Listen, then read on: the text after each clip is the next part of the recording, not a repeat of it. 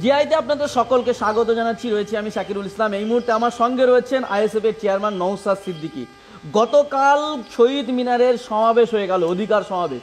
সেই সমাবেশে সশরীরে উপস্থিত হতে পারেনি নওশাদ সিদ্দিকী। গোটা বাংলার মানুষ জানতে চাইছে কেন নওশাদ সিদ্দিকী শহীদ মিনার সমাবেশে উপস্থিত হননি, কেন, কি বলবেন?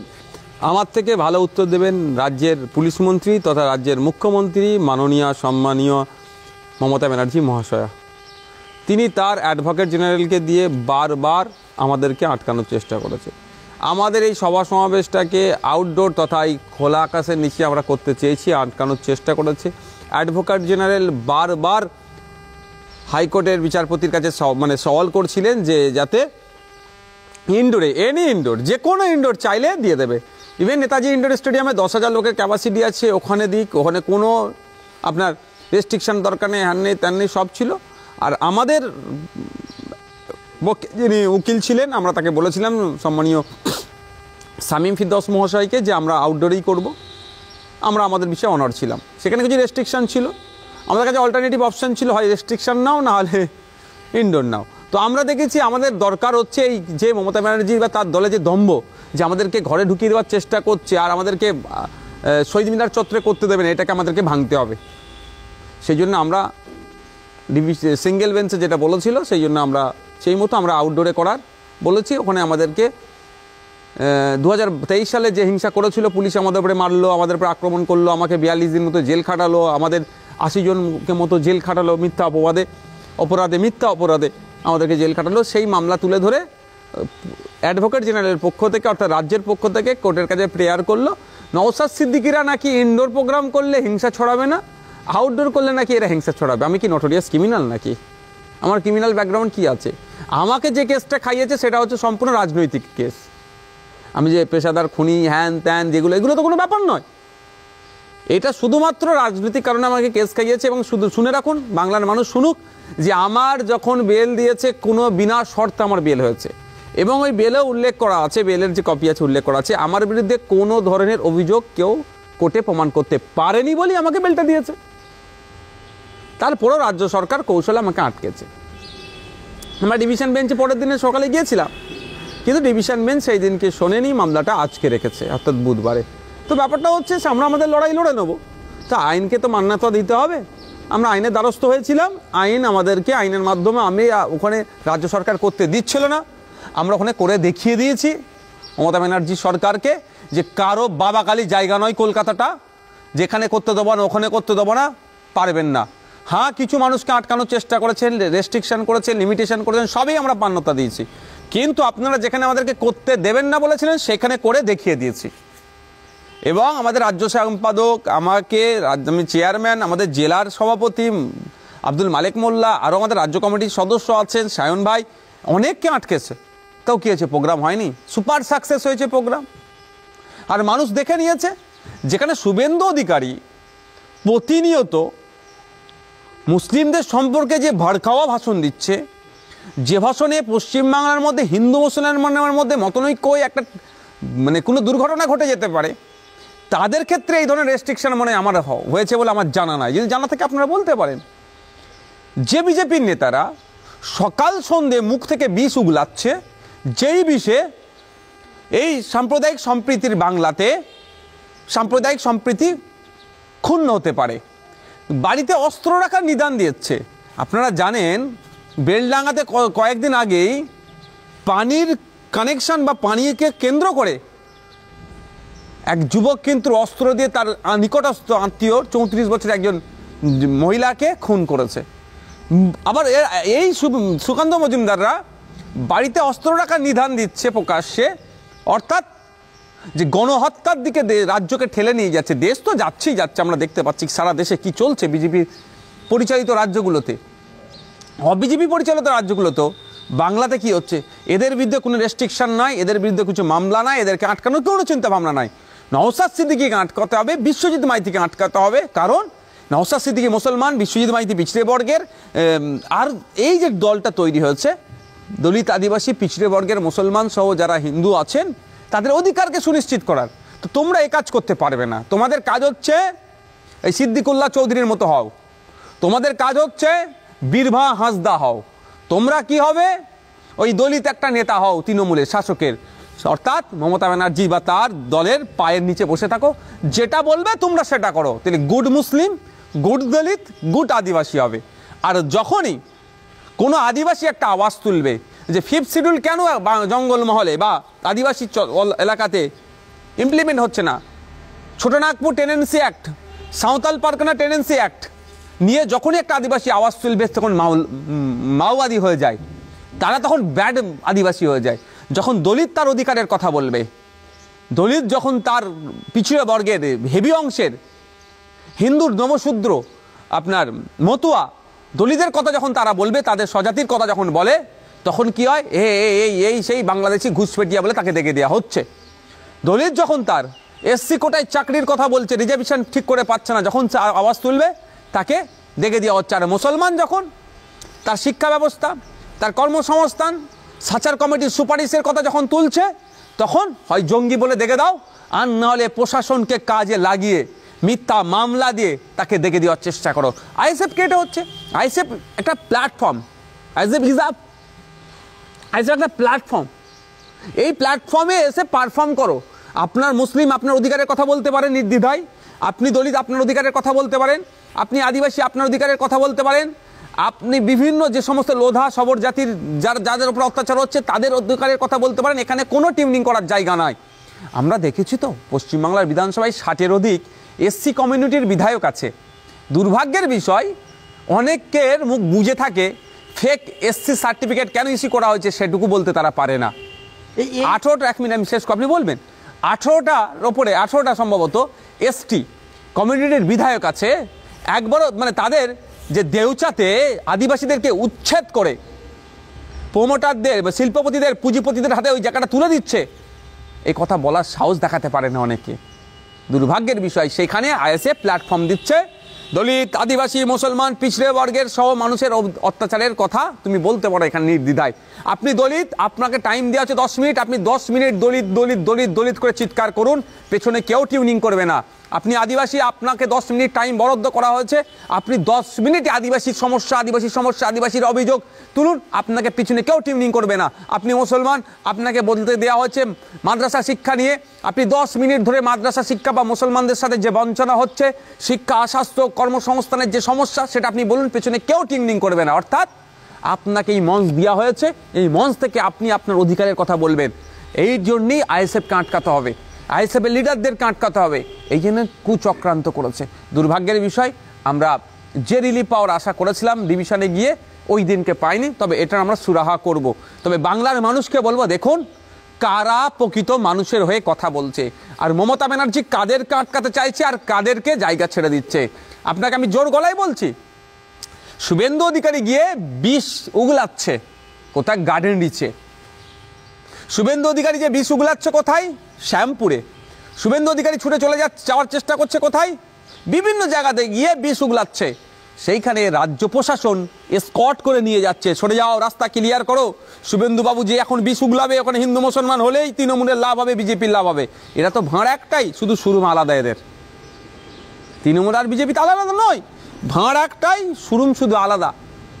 কাউন্টার, ক্যাশ কাউন্টার এক জায়গায়, মানে যেটা সে জমা হচ্ছে, ব্র্যান্ড একটাই, আরএসএস। তো সুতরাং এদের দুদিনের মধ্যে ভাগ করে নিতে হবে। রাজ্য প্রশাসন রাস্তা ক্লিয়ার করে আগে যাতে শুভেন্দুবাবু পৌঁছাতে পারে তার চেষ্টা করছে। আর নওশাদ সিদ্দিকীদেরকে, যারা দুটো সম্প্রদায়ের মধ্যে সেতু বন্ধনের কাজ করছে, যে ভুল বুঝাবুঝি বিজেপি চেষ্টা করছে দুটো সম্প্রদায়কে দূরে সরিয়ে দেবার, আইএসএফ সেটাকে কাছে আনার চেষ্টা করছে। ভোটটা বড় কথা নয়, দুটো সম্প্রদায়ের মধ্যে যদি মিল মহব্বত থাকে, ওই সম্প্রদায়ের মধ্যে যদি ভাইচারা থাকে, তাহলে রাজ্য দেশ এগিয়ে যাবে। আর বিজেপি চাইছে সম্প্রদায়ের মধ্যে বিভেদ করে দাও, শুভেন্দুবাবুরা চাইছে হিন্দু মুসলমান করলেই ভোটে তাদের লাভ হবে। দুটো তৃণমূল আর বিজেপি, কেউ শাসকে কেউ অপোজিশনে, এটা দখল করে রাখবে, আর বলার লোক থাকবে না। এটা তো চক্র। এটা সেই জায়গায় যখন আমরা আটকানোর চেষ্টা করছি, আমরা জাতীয় ঐক্য গড়ে তোলার চেষ্টা করছি, রাজ্যের মধ্যে ঐক্য গড়ে তোলার চেষ্টা করছি, শ্রমজীবী মানুষের কথা বলছি, কৃষকের কথা বলছি, ছাত্র যুবর কথা বলছি, তখনই আমাদেরকে আটকাতে হচ্ছে। আমরা যখন আমার বোন তিলোত্তমার কথা বলছি, আমি অন ক্যামেরা বলছি, আমার বোনের ইনসাফ এখনো হয়নি। হ্যাঁ, আপনি বলতে পারেন সঞ্জয় রায়কে করেছে, কোর্টের কিছু করার নেই। জজের চেয়ারে যিনি বসে থাকবেন, কারণ মুখ দেখে তিনি বিচার করতে পারেন না। তিনি এভিডেন্সের ওপরে বিচার করবেন। যারা এভিডেন্স প্রোভাইড করেছে তারা আমি মনে করছি অসত্য দিয়েছে, অনেক কিছু লুকিয়ে রেখেছে। কারণ যখন সন্দীপ ঘোষ আর টালা থানার ওসিকে গ্রেফতার করেছিল, কি বলেছিল? লার্জার কনস্পিরেন্সি আছে, অনেক কিছু কারণ দেখিয়েছিল। সেগুলো কোথায় গেল? সব থেকে বড় কথা, সিসিটিভি ফুটেজে যাদের যাদের এসেছিল তারা কোথায় গেল? আর একদম সহজে বলছি, রাজ্য সরকার, রাজ্য প্রশাসন যে তৎপরতা দেখাচ্ছিল ওই দাহ করার সময়, মানে 2-250 প্রায় বললো নাকি পুলিশ দিয়ে, নির্যাতিতার পরিবারের কথা শুনলাম, 2-250 পুলিশ দিয়ে শ্মশানটাকে, মানে এটাকে ঘিরে দাহ করতে হলো কেন? এই তৎপরতা কেন? কিছু তো ডাল মে কুছ কালা হয়। তো আমার এই নির্যাতিতা বোনের জন্য আমরা আওয়াজ তুলছি। গতকালকে যে 3000 লোকের আমরা ক্যাপাসিটি করেছিলাম, সেখানে আপনারা দেখেছেন কোর্টের মান্যতা নিয়ে আমরা করেছি। কোর্ট যে গাইডলাইন দিয়েছে, আমাকে যেতে বারণ করেছে, আমি যাইনি, বলেছিল নিজের জুরিডিকশনে থাকতে, সেখানে ছিলাম আমি। তার বাইরে আমাদেরকে যাদেরকে যে নির্দেশনা দিয়েছে তারা আমরা একটাও বাইরে যাইনি। লোক থেকে শুরু করে সবটাই আমরা সেই মধ্যে রেখেছি। ওখানে আমরা দাঁড়িয়ে শপথ করিয়েছি আমরা কি, আমার নির্যাতিতা তিলোত্তমার পরিবারের সাথে আমরা থাকবো যতদিন না ইনসাফ পাচ্ছে। ফলে অসুবিধা হচ্ছে, এই জন্যই নওশাদ সিদ্দিকীকে আটকাও। আমি তো যেতে চাই, আমি যেতে চাইবো না, কিন্তু আমাকে আটকেছে কে? রাজ্য প্রশাসন। একটা কথা বলছি, কারো গায়ে লাগতে পারে, পশ্চিমবাংলার মুসলমানদের আওকাত মমতা ব্যানার্জি বোঝাচ্ছে। পশ্চিমবাংলার যে সমস্ত নেতারা আছেন, ধর্মীয় নেতা, সামাজিক নেতা, রাজনৈতিক নেতা, বিভিন্ন পরিচয় আছে, আহলে হাদিস, তাবলিগ, বেরেলি, ফুরফুরাওয়ালা, দেওবন্দি, বিভিন্ন মতদর্শের যারা যেভাবে আছেন, কেউ তৃণমূল, কংগ্রেস, সিপিএম, বিজেপিও যে সমস্ত মুসলমান নেতা আছেন, গুটি কয়েক আছে, শুধু ওই ভোটের সময় সামনে নিয়ে আসে, ভোটের সময় প্রার্থীও দেয় করে না এদেরকে। 42টা প্রার্থী দিল রাজ্য লোকসভাতে, একটা মুসলমান নেই। 294 এর মধ্যে একটা না দুটো ছিল মুসলমান। তারপরেও যারা করছেন, সমস্ত মুসলমানের আওকাতটা বুঝিয়ে দিল। দলিতদের আওকাতটা বুঝাচ্ছোর চেষ্টা হচ্ছে, আদিবাসীর আওকাতটা বোঝানোর চেষ্টা হচ্ছে। তোমরা কথা বলতে পারবে না, আমরা ব্রাহ্মণ্যবাদী দল, আমাদের পায়ের নিচে তোমাদের বসে থাকতে হবে। তুমি বড় নেতা মানে আমি আমার নিজেকে বড় নেতা হওয়ার শখ নেই, তুমি তোমার স্বজাতির কথা, তুমি অত্যাচারী মানুষের কথা বলতে পারবে না। তুমি অত্যাচারী মানুষের কথা যদি বলার চেষ্টা করো, তোমার নামে মিথ্যা মামলা দিয়ে বিভিন্নভাবে তোমাকে আটকানো হবে। তবে একটা কথা বলে রাখি, সিট ডাড়া বিক্রি নাই, আমার সিট ডাড়া বিক্রি নাই। জেলের মধ্যে বসে থাকতে প্রস্তুত আছি আমি, জেলের ভাত খেতে প্রস্তুত আছি আমি, কিন্তু বেইমানির ভাত আমি খাবো না। যাদের জন্য লড়াই করতে নেমেছি সেই বঞ্চিত মানুষের সাথে আমি বেইমানি করব না। আমার কাছে অফার নাই, আমার কাছে চাইছে, আমি গিয়ে বলি যে আমার সাথে এটা হচ্ছে কেন, সব সমাধান করে দেবে, সব সমাধান করে দেবে। কিন্তু নওশাদকে গিয়ে বলতে হবে। আরে নওশাদ যদি গিয়ে বলে, তাহলে আমার এই বলার স্বাধীনতাটা কেড়ে নেবে। আমার আদিবাসীর উপরে অত্যাচার হলে আমি আর বলতে পারবো না, আমার মুসলমানের উপর অত্যাচার হলে আমি আর বলতে পারবো না, আমার দলিতের উপরে অত্যাচার হলে আমি আর বলতে পারবো না, আমার বাংলার নাগরিকের উপরে অত্যাচার হলে, দেশের কোনো ঘটনা ঘটলে আমার আর বলার স্বাধীনতা থাকবে না। আমার জেলের ভাতটা পছন্দ, বলার স্বাধীনতা থাকতে আমারটা সেই রকমই পছন্দ করি আমি। বলার স্বাধীনতা চলে যাবে, খোলা আকাশে থেকে কিছুই লাভ হবে না। এই যে নওশাদকে বারবার আটকানোর টার্গেট আমরা দেখেছি। শহীদ মিনারের যে সমাবেশকে প্রথম থেকেই টার্গেট করা হচ্ছে, কখনো পতাকা লাগাতে দিতে বাধা, মাইক খুলে নেওয়া হচ্ছে, মাইক লাগানোর পরে সেই মাইকের তার কানেকশান খুলে দেওয়া হলো, মাইকগুলো বন্ধ করে দেওয়া হলো। এই যে প্রতিটি পদক্ষেপে প্রশাসন বা সরকার বারবার কেন বাধা দিচ্ছে? কিসের ভয় এত নওশাদকে? নওশাদ সিদ্দিকীকে ব্যক্তিগত কতটা ভয় খায় বলতে পারবো না, নওশাদ সিদ্দিকীদের দলের যে লক্ষ্য উদ্দেশ্যটাকে ভয় খাচ্ছে। আমাদের দলের লক্ষ্য উদ্দেশ্য হচ্ছে মানুষেরকে অত্যাচার করে যে ঘরে ঢুকিয়ে দিয়েছিল, সেই ঘর থেকে টেনে বার করবো ওদেরকে, বেরিয়ে আসুন, আপনি আপনার অধিকারের জন্য গণতান্ত্রিক প্রক্রিয়ায় রাস্তায় নামুক।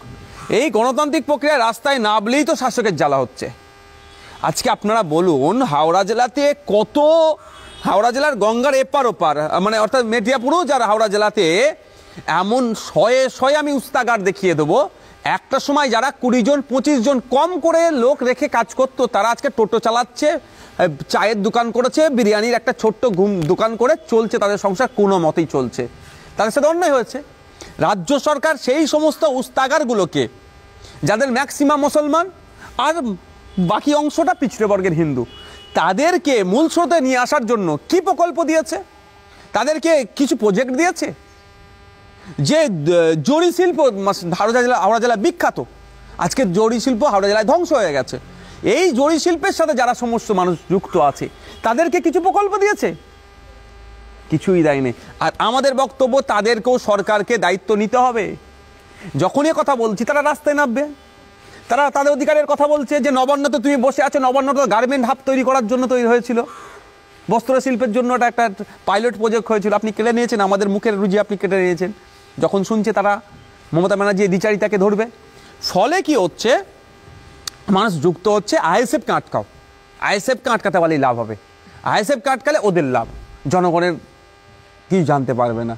কিন্তু আইএসএফ তো ঘরে বসে থাকার জন্য নয়, আইএসএফ রাস্তায় থাকার জন্য তৈরি হচ্ছে। আইএসএফ রাস্তা মানুষের, যে মানুষকে ঘরে ঢুকিয়ে দিচ্ছে তাকে বার করে নিয়ে এসে তার অধিকারের জন্য সোচ্চার হওয়ার জন্য হয়েছে। ফলে আইএসএফকে আটকাতে হবে। ওই মাইক বলছেন, এ বলছেন, আন বলছে, তার ও দেখুন এই ধরনের নোংরামি অনেক কালকে করেছে। আপনি ওটা বলছেন ইচ্ছাকৃতভাবে কলকাতাতে আইএসএফ এর যেদিক থেকে গাড়িগুলো ঢুকছে ইচ্ছা করে করে সিগন্যাল জ্যাম করেছে, ইচ্ছা করে করে সিগন্যাল জ্যাম করেছে যাতে দেরিতে আসে মানুষজন। আমাদের লিমিটেশন ছিল, দেরি কি বলবার, সবটাই বিচার ব্যবস্থার মধ্যে ছিল। এই যে প্রশাসন, আমরা দেখছি যখন সুকান্ত মজুমদার বলছেন বাড়িতে অস্ত্র রাখুন, তখন প্রশাসন নীরব দর্শকের মতো ভূমিকা পালন করছে। যখন শুভেন্দু অধিকারী বলছে জিহাদিদের একদম বাংলা থেকে তাড়াবো, মুসলমানদের তাড়াবো, তখন দেখছি পুলিশ নীরব দর্শকের মতো ভূমিকা পালন করছে। অথচ নওশাদ সিদ্দিকী বলছে আমরা অধিকার চাই, অধিকার সমাবেশ। আইএসএফ বলছে ওয়াকফ বিল বাতিল করতে হবে, জল জমি জঙ্গল রক্ষা করতে হবে, তখন আইএসএফকে আটকানোর চেষ্টা। দেখুন ব্যাপারটা, যে এই যে তৃণমূল বিজেপির কথা যদি আপনি বলেন, দুটো দলই কর্পোরেটদের স্বার্থ চরিতার্থের জন্য তারা রাজনীতি করছে। পুরুলিয়ার অঘরপুরে দলিত আদিবাসীরা দীর্ঘদিন একটা প্রায় শয়ে বছর ধরে একটা জায়গাতে তারা উৎসব থেকে শুরু করে তাদের জীবন যাত্রা, মানে তারা ওখানে ওই জায়গাটাকে কেন্দ্র করে তারা বড় হয়ে উঠে আসছে, মানে খোলা একটা জায়গা ছিল। সেটা পুঁজিপতিদের হাতে তুলে দেওয়ার জন্য তাদেরকে মারধর করে তাদের ওখান থেকে উচ্ছেদ করছে। শুধু মারধর নয়, আমার এক মায়ের বাচ্চা, এক শিশু ছিল, মানে সে মায়ের স্তন পান করতো, মানে দুধ পান করতো, যদি আমি সহজ কথাই বলি, মায়ের স্তন পান করতো, সেইটাকেও আপনার ভাই মাটাকেও রেহাই করেনি, বাচ্চার মা দূরে আছে, এত অসভ্যতামি করেছে। শুধু তাই নয়, এক মা আমার পুকুরে চান করতে নেমেছিল, ভিজে কাপড় অবস্থায়, একটা শাড়ি পরে জড়িয়ে উঠেছিল চান করে, সেই অবস্থায় তাকে তুলে নিয়ে চলে গেছে, বাকি কাকে আর কাপড় পরার সুযোগ দেয়নি। মানে ভাবতে পেরেছেন, এ নিয়ে বিজেপি কোনোদিন বলেছে তৃণমূলের বিরুদ্ধে? দেখবেন বলেনি। ওখানে নওশাদ সিদ্দিকী পৌঁছাতে চেষ্টা করেছিল, আটকে দিয়েছে নওশাদ সিদ্দিকীকে, কেন অধিকারের কথা বলছি আমি, তাদের অধিকার হনন হচ্ছে।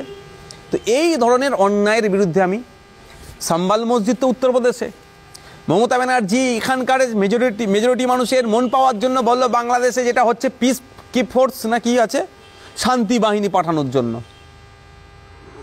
ভালো কথা, আমি বিতর্কে যাব না, শুধু এতটুকু বলবো পৃথিবীর কোথায় কোথায় শান্তি বাহিনী গিয়েছে আর কেন গিয়েছে গুগলে টাইপ করলে পাওয়া যাবে। বাংলাদেশে কি এখন প্রযোজ্য আছে কি না নয় আমি এসে বিতর্কে যাব না। মণিপুরে 2.5 থেকে 3 বছর জাতিদাঙ্গা হচ্ছে, 450-র উপরে মানুষ খুন হয়েছে, মহিলারা ধর্ষিত হয়েছে, গির্জা ধর্মস্থানে আগুন লাগিয়ে দিয়েছে, কদিন আগে মুসলমানদের উপরে অত্যাচার চলেছে, মহিলাদেরকে প্রকাশ্যে নগ্ন করে রাস্তায় ঘোরাচ্ছে, ধর্ষণ করে আগুন লাগিয়ে দিল।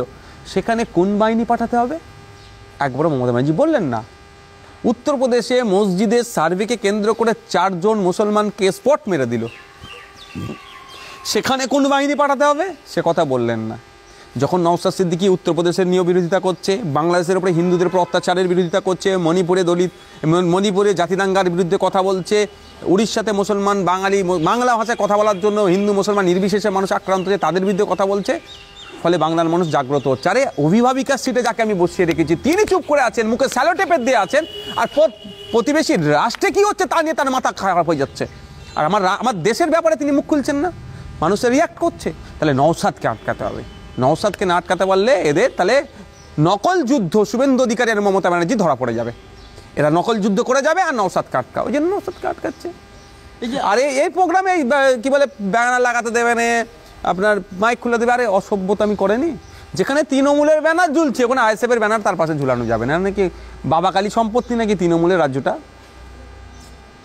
এই যে এত বাধা, এত বিপত্তি, তারপরেও আমরা দেখছি মানুষ আসলো, সমাবেশ হলো, নওশাদ সিদ্দিকী নেই, দলের চেয়ারম্যান নেই, দলের রাজ্য সম্পাদক নেই, দলের আরও নেতারা নেই, কিন্তু প্রোগ্রাম অনেকটাই দেখা যাচ্ছে যে সফল হয়েছে। কি বলবেন? ওয়ার্কিং প্রেসিডেন্ট ছিলেন আমাদের রাজ্য কমিটির, ভাইস প্রেসিডেন্ট, অ্যাসিস্ট্যান্ট সেক্রেটারি, রাজ্য কমিটির ট্রেজারার ছিলেন, অনেকে ছিলেন, অফিস সেক্রেটারি ছিলেন, বাকিরা ছিল।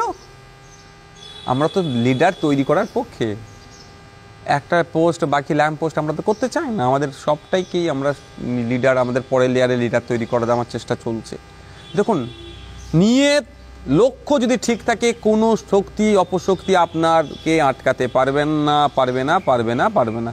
হ্যাঁ, চলার পথে কিছু ধাক্কা সমস্যার সম্মুখীন হতে হবে, সেটাকে কাটিয়ে উঠতে হবে। সেটাই হচ্ছে পলিসি তৈরি করে এটাকে কাউন্টার দিতে হবে। পলিসি তৈরি করছি। আর একটা বিষয় আমরা যেটা দেখছি যে বিভিন্ন জায়গায় সংখ্যালঘুদের উপরে, আমরা এতদিন ধরে দেখতাম উত্তরপ্রদেশ, হরিয়ানা, রাজস্থান, পশ্চিমবাংলার বিভিন্ন ক্ষেত্রে সংখ্যালঘুদের উপর নির্যাতন নেমে আসছে। এই সংখ্যালঘুদের উপর, মুসলমানদের উপর এই নির্যাতন কেন বারবার? এদের ব্যর্থতার জন্য। সর্বপ্রথম দোষ মুসলমানদের। যে আপনি বলছেন সংখ্যালঘু মুসলমানদের উপর নির্যাতন নেমে আসছে, মুসলমানদের সবথেকে বড় দোষ। এই দোষের কারণে এদের উপর অত্যাচার নেমে আসছে। আপনি ইনসাফ চাইছেন, আপনার প্রতি অন্যায় নয় আপনি বলছেন, আপনি যখন তো ভোট দিচ্ছেন আপনি তো নিজের প্রতি অন্যায় করছেন। ভোট দেবেন আপনি তৃণমূলকে, আর তৃণমূলের কাছে আপনি ইনসাফ চাইবেন? হতে পারে এটা? আপনি ভোট দেন ওই লোক কি যে ইনসাফকে প্রতিষ্ঠা করতে পারে। আপনি ভোট দিবার সময় তো অন্যায়টা করে ফেলেছেন, ফলে 5 বছর আপনাকে অন্যায় ভোগ করতে হবে। আপনি ভাবুন, একটা সংযুক্ত মোর্চা তথা আইএসএফের একটা বিধায়ককে আটকানোর জন্য কলকাতা হাইকোর্টে অ্যাডভোকেট জেনারেলকে প্রায় 3 ঘন্টা ধরে সল জব হলো।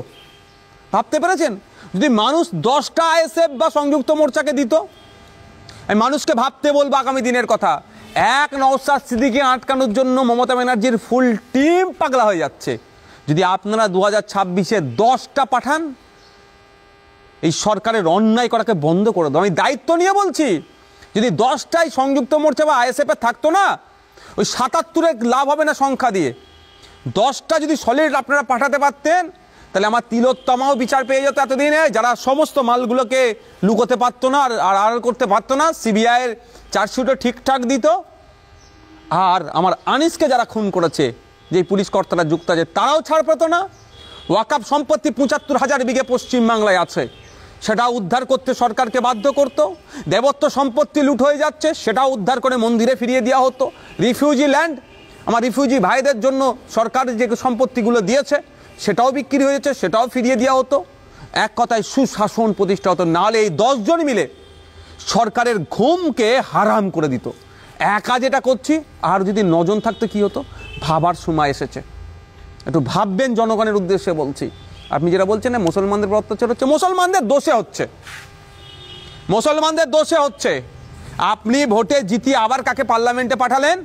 যে সিএ ভোটাভুটির সময় যিনি পার্লামেন্টে ভোট না দিয়ে পালিয়েছিল, তাকে আবার পাঠালেন। তাহলে ওয়াকাফের যখন ভোটাভুটি হবে, সে ভোট দেবে তো? মুসলমানদের আমি উদ্দেশ্যে বলবো, তাহলে পাঠানোর কাকে দরকার ছিল? ওয়াকাফ বিলের যখন ভোটাভুটি হবে, তখন যে দাঁড়িয়ে প্রতিবাদ করবে তাকে পাঠাননি। আর আপনি বলছেন ওয়াকাফ সম্পত্তি বাঁচাতে পারে। বাঁচাবে কে? যেখানে আইন তৈরি হচ্ছে সেখানে তো আপনার লোককে পাঠাতে হবে। পথে ঘাটে রাস্তায় আন্দোলন করলেন, গণতান্ত্রিক প্রক্রিয়াতে প্রতিবাদ করলেন, গণতান্ত্রিক প্রক্রিয়াতে, ওটা one of the part of protest. But যেখান থেকে আইনটা তৈরি হচ্ছে সেই আইনসভার মধ্যে আপনার না লোক থাকলে আপনি ফেলিওর। আপনার লোক নাই, আদিবাসীর লোক নাই, আমি দায়িত্ব নিয়ে বলছি। দলিতের লোক নাই, আমি দায়িত্ব নিয়ে বলছি। মুসলমানের লোক নাই, সংখ্যাদের খুব কম।